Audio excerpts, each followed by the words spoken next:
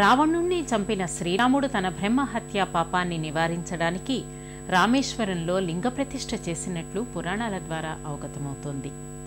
గర్భాలయంలోకి చేరుకున్న భక్తులు రామలింగేశ్వర స్వామి దివ్య మంగళ రూపాన్ని దర్శించుకొని అలౌకికమైన ఆనందానికి గురవుతారు. భక్తులు స్నానం చేసిన తడిబట్టలతోనే రామేశ్వర స్వామిని దర్శించుకోవడానికి ఆలయం లోపలకు ప్రవేశిస్తారు.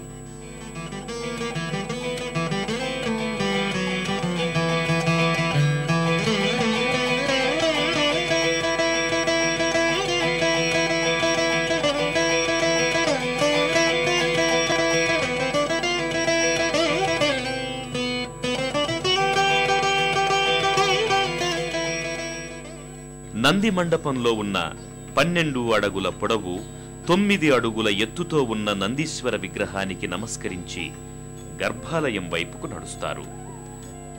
రావణాసురుడు పులస్త్య బ్రహ్మ వంశానికి చెందిన బ్రాహ్మణుడు కనుక అతణ్ణి వధించిన శ్రీరామునికి బ్రహ్మహత్యా దోషం చుట్టుకుంది.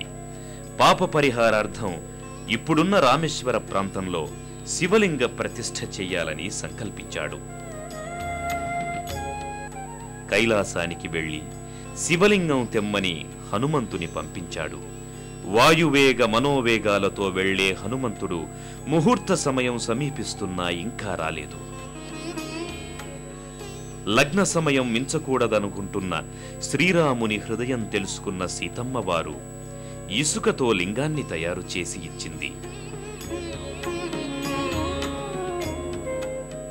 శ్రీరాముడు ఆ సైకతలింగాన్ని శుభముహూర్తంలో ప్రతిష్ఠించాడు. కొద్దిసేపటికి హనుమంతుడు కైలాసం నుంచి పరమేశ్వరుడు ఇచ్చిన ఆత్మలింగాన్ని తెచ్చాడు. లింగ ప్రతిష్ఠ జరిగిన విషయాన్ని తెలుసుకుని అలుక వహించాడు. ప్రతిష్ఠించిన సైకతలింగాన్ని పెకలించడానికి ప్రయత్నించాడు. కాని అది సాధ్యపడలేదు.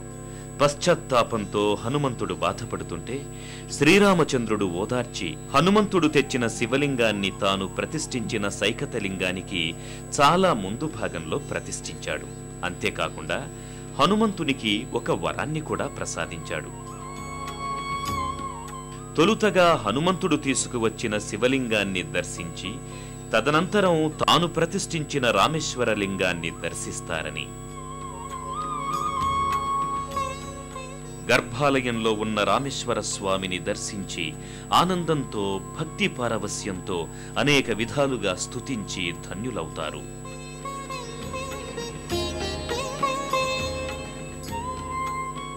ప్రచండం ప్రత్యష్టం ప్రగల్భలం పరేశం అఖండం అజంభానుకోటి ప్రకాశం త్రయశూల నిర్మూలనం శూలపాణిం భజేహం భవానీ పతిం భావగమ్యం. గర్భగుడిలో దివ్య ప్రభాభాసితమైన శివలింగాన్ని శ్రీరామచంద్రుడు ప్రతిష్ఠించాడు. శ్రీరాముని చేత ప్రతిష్ఠింపబడిన ఈశ్వరుడు కనుక రామేశ్వరుడనే పేరొచ్చింది. రామేశ్వర తీర్థక్షేత్రం 4 ధామాలలో ఒకటిగా విరాజిల్లుతోంది. కాశీ రామేశ్వరాలు శివునకు సూర్యచంద్రులుగా 2 కండ్లుగా భావింపబడుతున్నాయి. అలాగే కంచి క్షేత్రము శివునకు 3వ కన్నుగా భావింపబడుతోంది. అలాగే రామేశ్వరంలోని ఇసుకను 3 భాగాలు చేసి 2 భాగాలు దాన దక్షిణలతో సహా రామేశ్వర క్షేత్రంలోనే సమర్పించి 3వ భాగాన్ని ఉత్తర భారతదేశంలో ఉన్న ప్రయాగ క్షేత్రంలోని త్రివేణి సంగమంలో కలిపితే పుణ్యం ప్రాప్తిస్తుందని భక్తుల ప్రగాఢంగా విశ్వసిస్తారు. రామేశ్వర స్వామి వారి ప్రధానాలయానికి దక్షిణ భాగంలో ఉన్నటువంటి పర్వతవర్ధిని అమ్మవారి ఆలయం భక్త నేత్రోత్సవంగా అలరారుతుంటుంది.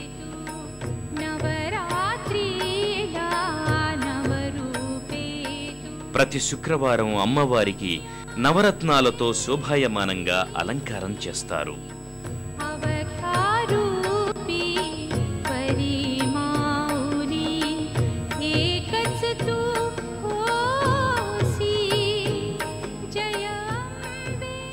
ఆలయంలో భక్తులు చూడవలసిన అనేక మందిరాలు మంటపాలు ఉన్నాయి. వీటిల్లో ముఖ్యమైంది నటరాజ మందిరం.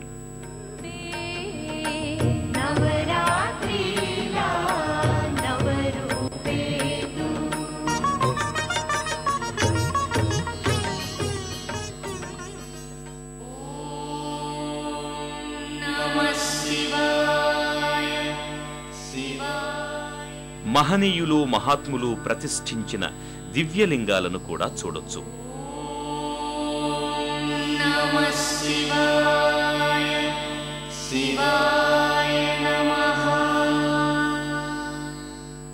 ఇక్కడున్న లక్ష్మణ తీర్థంలో పితృదేవతలకు తర్పణాది కార్యక్రమాలను నిర్వర్తిస్తుంటారు.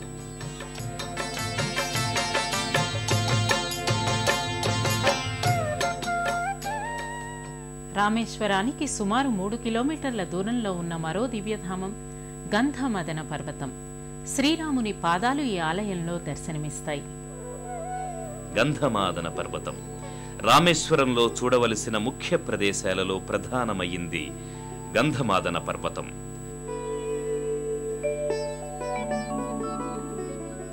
రెండంతస్తుల ఆలయం. శ్రీరామ పాదముద్రికలు కలిగిన పవిత్ర శిలను మనం ఇక్కడ చూడొచ్చు.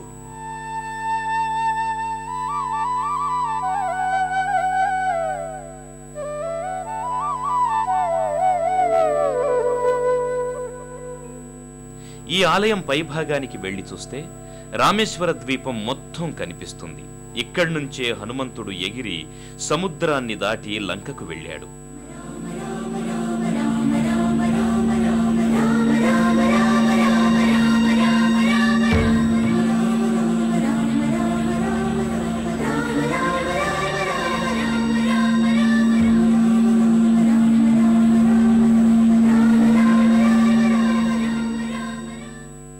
తండ్రి రామలింగేశ్వర రక్షించు తండ్రి అనగానే వచ్చి భక్తులను అక్కున చేర్చుకునే దేవుడు రామలింగేశ్వరుడు.